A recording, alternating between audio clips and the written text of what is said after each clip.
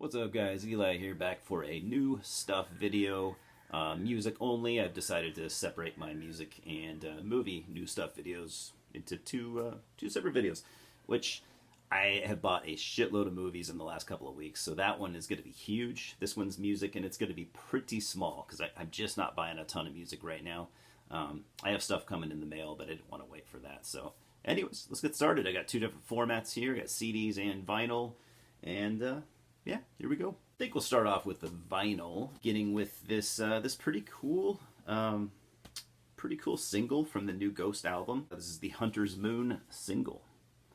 Picked this up at a local store. Pretty cool. I really love the cover art, but Ghost always does a good job with cover art, and anything art-wise that they do, any kind of presentation, is always really appeals to me. And as I've said before, I'm a massive Ghost fan. I'm still digesting the new album, by the way, Impera. I've now listened to it twice, and I gotta say, the second time, I liked it way more than I did the first time around. So it's definitely, most Ghost albums for me are growers, and this one is no exception. Anyways, this single here is pretty cool. It's got the song Hunter's Moon, which was used for the Halloween Kills movie soundtrack. And what you get also, in addition to that song, side B, you get a John Carpenter track. You get a John Carpenter track, the theme song that he wrote for the movie.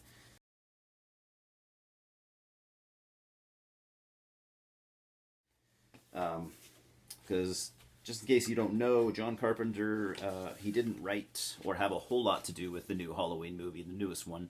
I think he was one of the producers, but he did do the soundtrack. So it's cool. I think John Carpenter always needs to have some sort of a hand in any Halloween movie. So just my opinion.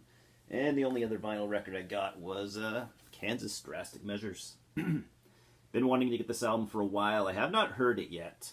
I don't get me wrong. I'm not expecting it to blow me away or anything like that. This is the album. Now, I can't remember if Kansas had two albums or just one with singer John Elefante, who replaced Steve Walsh.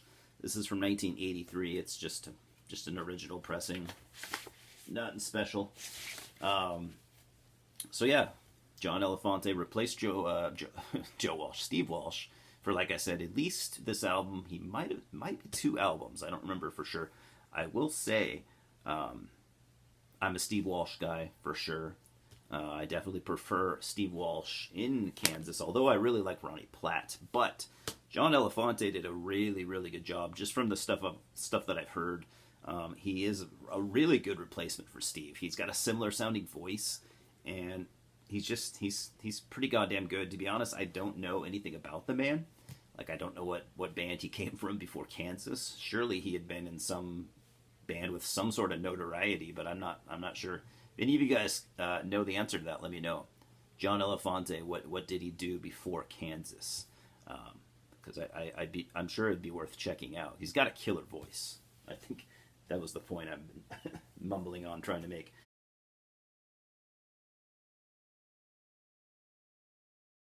Check this out, by the way. My buddy at our local record store gave this to me. This is a promo item from quite a long ways back. It's a Brian Posehn whoopee cushion from the Fart and Wiener Jokes album, which that came out, Jesus, God, had to have been close to 20 years ago. But yeah, thought that was pretty cool. I'm a big Brian Posehn fan, so. All right, and all we have left now, guys, is just kind of a small stack of CDs. So we'll go ahead and go through it. As to be kind of expected with me, there's quite a variety here, which I think is something that kind of kills this channel for some people. Like, I realize I listen to a lot of music that doesn't really kind of necessarily go hand in hand. I think that's off-putting for some people, but I only ever created this channel just to be myself. So if you dig it, cool. If not, I get it. So I've been kind of on a Pink Floyd kick for a while now. I've been kind of slowly getting into their discography. Up until like 5 years ago, I'd only ever heard Dark Side of the Moon, and I've owned that album for like 25 years. So it's been cool, like, actually, delving more into the band's discography, because I love 70s Pink Floyd.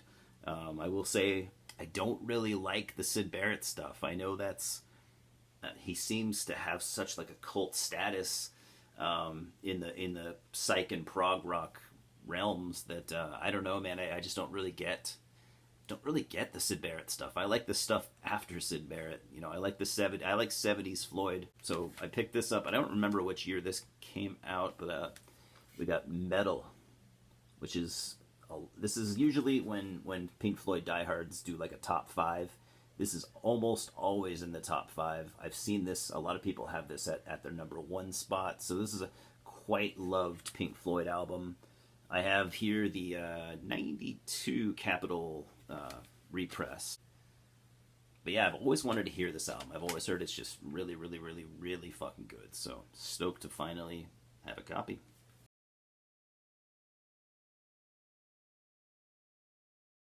Next, we have an album that, in my opinion, probably didn't really need to exist. Don't get me wrong, I'm fine with it existing. I bought the goddamn thing. Obviously, this came out in 2008. We're talking about Hell from Venom. I did not even know this album existed, and I'm a pretty big Venom fan, so this album just fucking slipped right past me, I guess. Like most people, I'm not super enamored with recent Venom albums. I mean, I've never heard one that I thought sounded bad. I just don't think they're all really that good. That's my thing. So I listened to this album once today, actually. I thought it was fine. You know, I was thoroughly entertained, but by the time the album was over, I just didn't care. You know, I don't feel a need to listen to it again. I need to stop buying albums that are only going to get one play. You know what I mean? It's fine. There's nothing too extremely wrong with it. Maybe some stupid lyrics from time to time, but I can't really justify owning this. But you know, like I said, I'm a longtime Venom fan. They're one of my favorite bands, but you know, I'm more, you know, 80s Venom is for me. Don't get me wrong, I do like some of the stuff post 80s, but I don't know. This is a middle of the road Venom album. It's not bad. It's not great. It just kind of exists, and in my opinion, didn't really need to.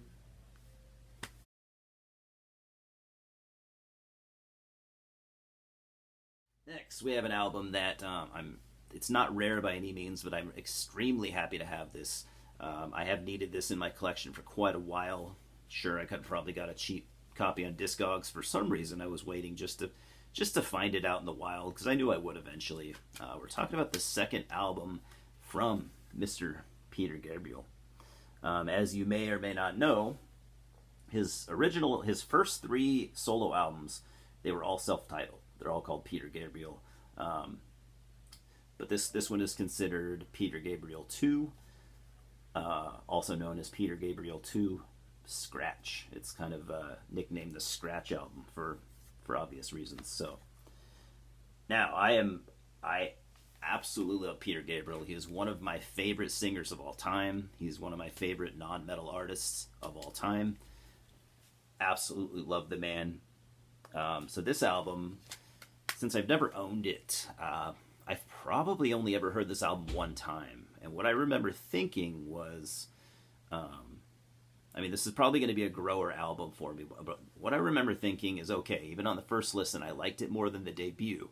And I remember thinking that, like, okay, there's some weird, you know, kind of avant-garde stuff going on here. So this is really, I think, when Peter started to get weird. His first album is, it's artsy in its own right, don't get me wrong, but it's more straightforward. It's not super experimental like he would get later on, but I that's what I remember from my first listen to this, is like, all right, he's starting to really come into his own on this album, which by the time he did his third album, I mean, he was on top of the world. Third Peter Gabriel solo album is absolutely godly, in my opinion. So I'm really stoked to have this and finally, you know, give it the attention that it needs and let it really, really soak in. Yeah, produced by Robert Fripp, 1978, Peter Gabriel.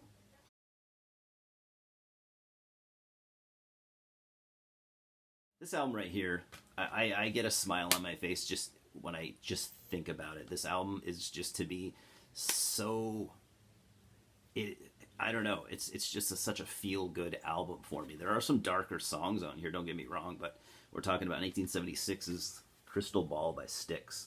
This is probably my favorite Styx album. Despite never owning it, I have listened to it quite a good number of times. And dude, I mean, I just absolutely love the songwriting here.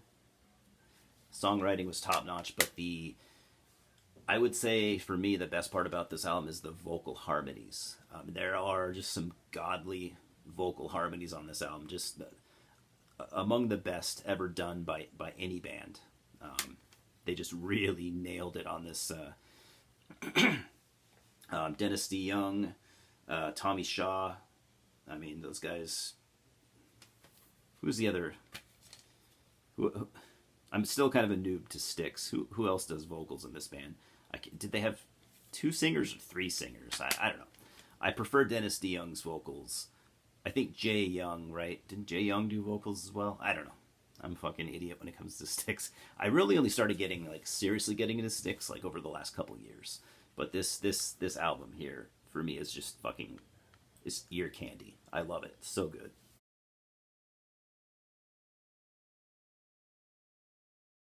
You guys have probably noticed by now that I've been kind of on a Moon Sorrow kick lately. I've always liked this band ever since I first heard them.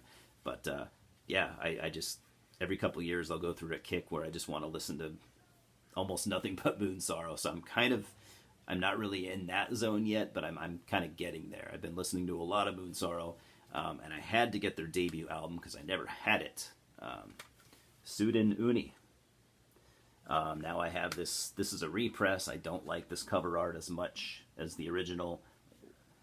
Like, what even is this? I mean, obviously it's some kind of pagan artwork. Maybe this comes from something. I don't know. I don't know. But it's the music that I'm here for. Anyways, like I said, it is their debut album, debut full length. Anyways, so the album initially came out on Spike Farm Records. This is actually a Russian repress. I don't remember the name of the label, but it's a label that they repress a lot of shit. But it is a legit release, not a bootleg or anything. But yeah, absolutely love Moon Sorrow.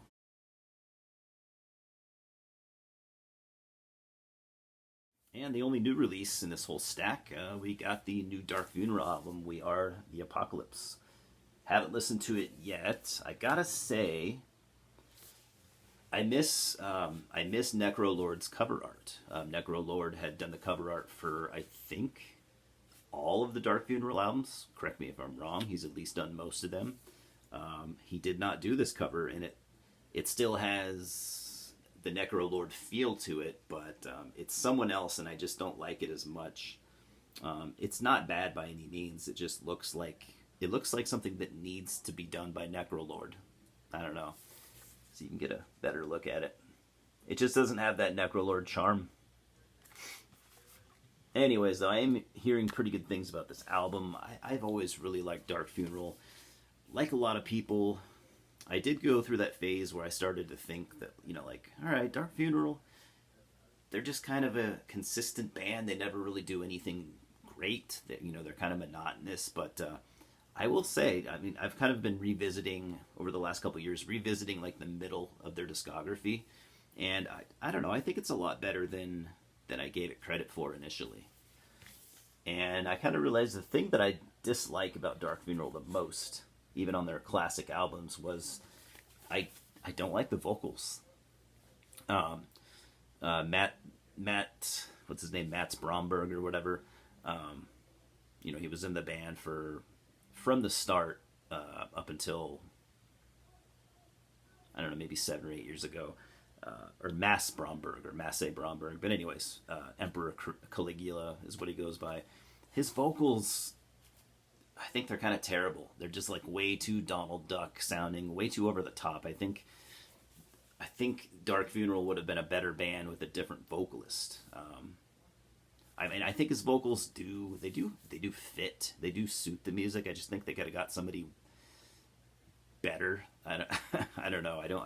That was always the weak point for me, is the vocals. But I mean, if you can get past the vocals on pretty much all those early to mid Dark Funeral albums, the songwriting is there and the riffs are absolutely killer. The musicianship is really, really good. It's just, I think the vocals are what kills it.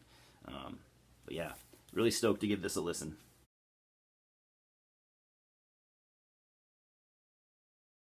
This album here, I've actually been wanting to pick this up for a while now. And why? I'm not really sure. This is an acoustic album, and I don't really like acoustic music, but I do like Melvin's, and I do like Buzz Osborne's. I like his vocals, and I like his guitar playing, so I picked up the solo album. This Machine Kills Artists came out on Ipecac Records in 2014. Yeah, solo album, King Buzzo, just playing an acoustic, some acoustic songs. I don't know. I guess I'm curious to hear what it sounds like.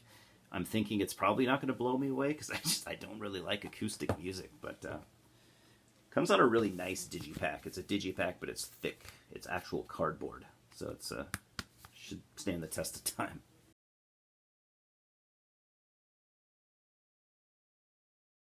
This thing I didn't know existed. Saw it at my local record shop, and I figured, okay, that must be new. That must have just came out, but it turns out it came out in 2017, so I don't know why they're just getting it, but came out on Floga Records out of Greece, but got demonized by Sodom. This contains their first two demos, Witching Metal from 82, Victims of Death from 84. Both demos that I have heard in the past. Actually, I don't think I'd ever heard Victims of Death. I've definitely heard Witching Metal, but so yeah, it'll be cool to check that out. I like Witching Metal. It's a really fun demo. It's Sodom basically trying to out Venom themselves, I would say. But clearly that was their main inspiration, and that's totally fine. So happy to have this. I do really, really love early Sodom. Who the fuck doesn't, right?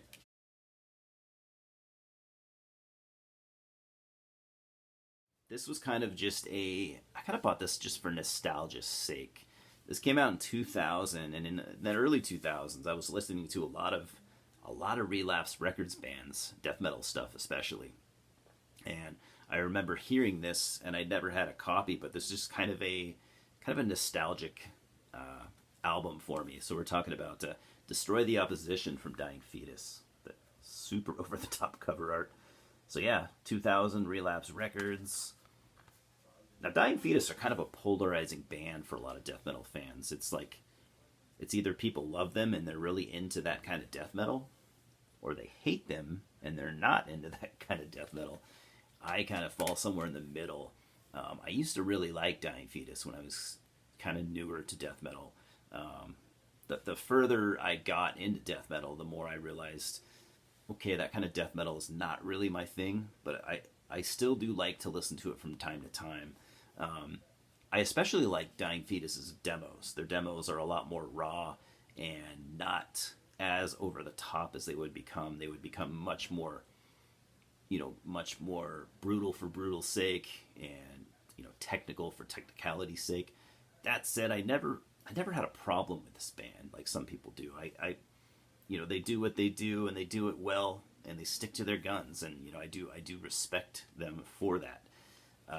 It's just not something I'm going to listen to often, but I am going to enjoy at least listening to this one time, like I said, for kind of nostalgia's sake. So I think Dying Fetus are a nostalgic band for a lot of people my age. Just kind of worked out to be that way. So